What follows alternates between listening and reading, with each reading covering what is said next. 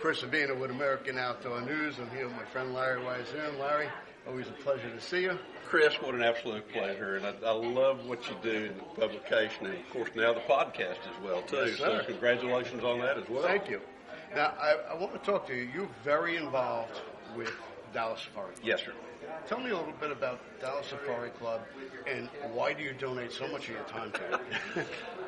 I've been involved with Dallas Safari Club now since about 1987 in a lot of different capacities, and more recently served on the board of directors of the DSC Foundation, and now serve as a special advisor to that group. But DSC is one of those organizations, it's a shoestring operation in terms of personnel. I think our grand total of 12 or 13 people.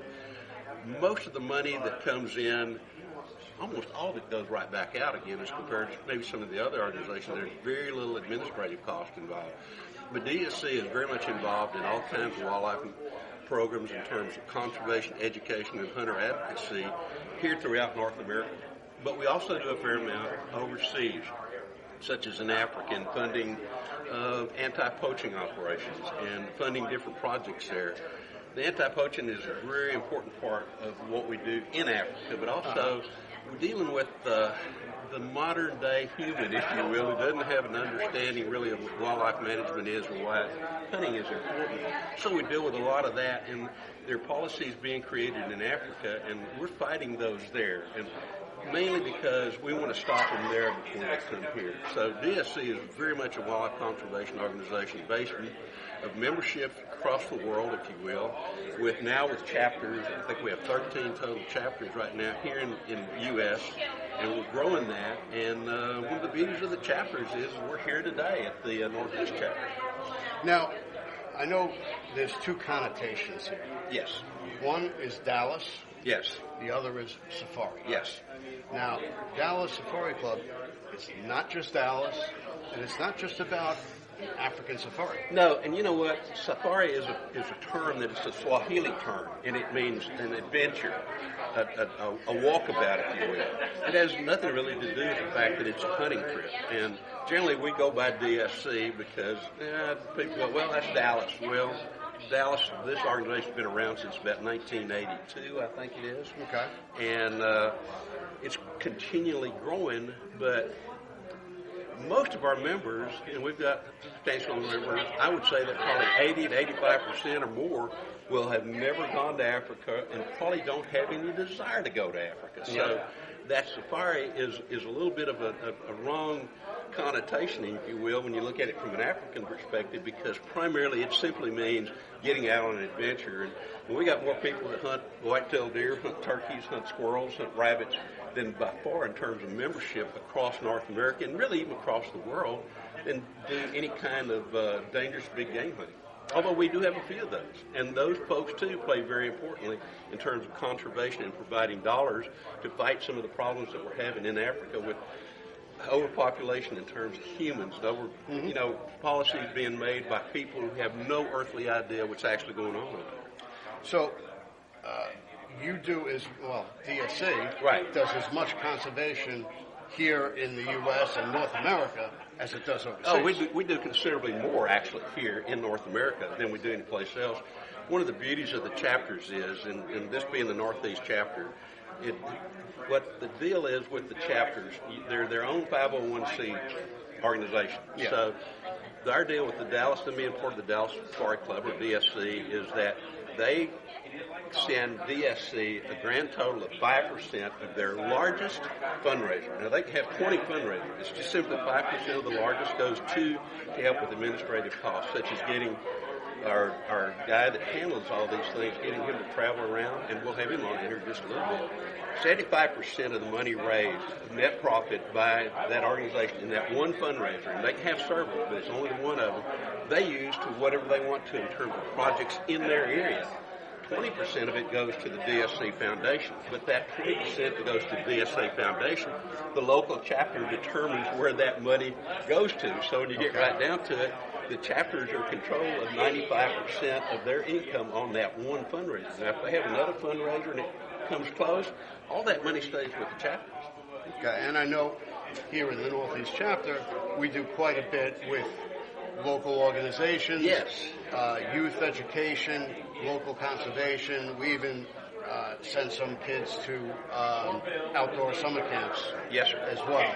And a lot of the chapters do the same thing. You know, in almost every area there's a pet project that's going on, and it may have to do with 4-H, or it may have to do with a local youth organization, or getting kids into the outdoors. Some of the chapters are very much devoted to getting as many people outdoors as they can, and this chapter is very important to that. From the advocate perspective, there are problems in this part of the world that these folks here are aware of. Well, when you're a member of DSC, all of a sudden you're not a single voice in this little area. You're a voice heard from throughout the world. We're a Consortium, absolutely, yes, sir. All right, well, I appreciate everything you do. Well, it's a pleasure, and I appreciate being involved with you, too, so thank you, Chris. And we're going to be hearing from Bruce Boroski next. Yes, sir. Bruce. About what he does expanding the chapters. Exactly. Bruce is the guy. He is a resource person that is unbelievable, folks. So if you're interested in a chapter, whether it's an existing one or maybe even starting one, he'll be the one you want to talk to. Thank you, sir. Thanks again. We love our children. We protect them. We guide them. We prepare them for life in the world. With all that we do, from deep in our hearts, we cannot control all things. Life-threatening illnesses and disabilities affect far too many of our children each year. While we cannot change the circumstance, we can make dreams come true. Dreams to provide hope, to provide spiritual healing and strength, to provide moments of happiness and relief in the hardest of times. We can give a glimmer of light and hope in a time of darkness and despair. Join huntofalifetime.org to help make dreams come true, to provide hope for children with life-threatening illnesses and disabilities. Hunt of a Lifetime is a non-profit organization fulfilling dreams for hunting and fishing trips to youth 21 and under with life-threatening illnesses and disabilities. Visit huntofalifetime.org to learn how you can make a difference. All right, and we're back with Bruce Boroski. He is the chapter liaison, chapter development manager for Dallas Safari Club. Yes, sir. Bruce, tell us about how we're growing and what your position is, and how somebody can start a chapter. Okay.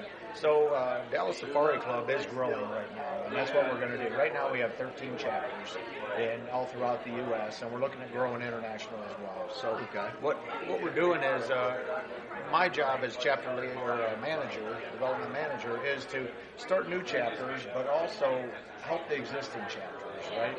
And be an asset and a resource to them so they can grow and increase more money. And the biggest difference with DSC compared to some of the others is 75% of the net proceeds for the largest fundraising event stays locally with the chapter. Okay. Another 20% of that event, they're able to tell DSC Foundation where they want that money spent. So the foundation has certain causes. There's 5 or 6 of them, but so 95% of that money, the chapter, the board of directors actually decides where they want that money spent. Okay. And each chapter for us, they're their own 501c3 and 501c4. So they're affiliated with DSC, but they don't have to be under DSC, right? So that way they have that ability to choose exactly where they want everything to go. Well, I want to reiterate the point that Dallas and Safari doesn't necessarily mean that it's limited to Dallas, and it's not limited to being overseas in a safari. I know here in the Northeast chapter, we try to keep all of our focus locally as far as our conservation efforts and our youth education efforts. And I know many of the chapters across the country are of the same state of mind.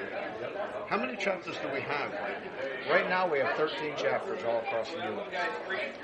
And now we're looking to grow. DSC has decided that it's time, right? We want to grow. And for us, it's not about DSC. It's exactly like you said. We're here to help locally. Right? So like in the Northeast chapter, and getting youth involved in the education, that's huge, right? So other chapters, it's whether it's education, conservation, or advocacy, and each state's different. Like out in Colorado, with the stuff going on, they're trying to stop mountain lion hunting and cat hunting with the hounds, and in Utah, they're talking about trail cameras. So some of that advocacy is really big, and that's where they want to focus on. But other chapters, it's about really helping the youth and getting the youth outdoors. And, they're buying track wheelchairs, and they're giving them to the youth that way, and they're getting them outdoors, and they're taking youth on hunts. Yep. So the ones that don't have, we take so much for granted that we can see and we can walk and we can do all this. So that money that they're raising is staying right there locally in their community. Sure. And we could put it towards veterans, wounded veterans. Yes. We could put it towards disabled children. We could put it towards anything that's going to help forward our cause of outdoor election. Correct, exactly. And even right now, we have one of our chapters that brought it up to us up in the Yukon territory. The Outfitters Association lost the funding, and it's wolf control, right? So the wolves are so bad, they're eating all the moose calves, and so they're struggling. They're like, how do we replace this money? Well, it brought it up to one of our chapters, so we're going to fly up there in April and meet with the Outfitters Association to see what we can do as DSC and as the DSC chapters to help raise money for them, right? So it's truly a team effort here at DSC. It's chapters working together and being able to have that where the chapter says, hey, here's a cause that's important to us. You don't have to go through me to go through headquarters to get approval. Yep. As long as it's the board, because they're their own 501c3, as long as that board agrees on it, then they can do that, right? They can write the check to them, and it's still following the mission that DSC has of those three legs.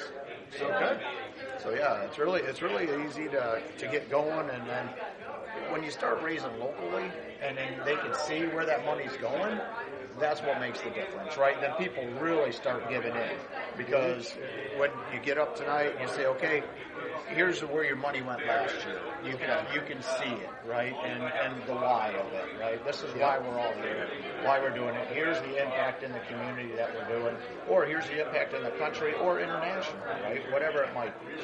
So to think globally, we start locally. You're great. Yep, exactly right. All right. I appreciate your time. We'll be speaking to Frank Herrick, the president of the Northeast chapter, shortly, and we'll be right back.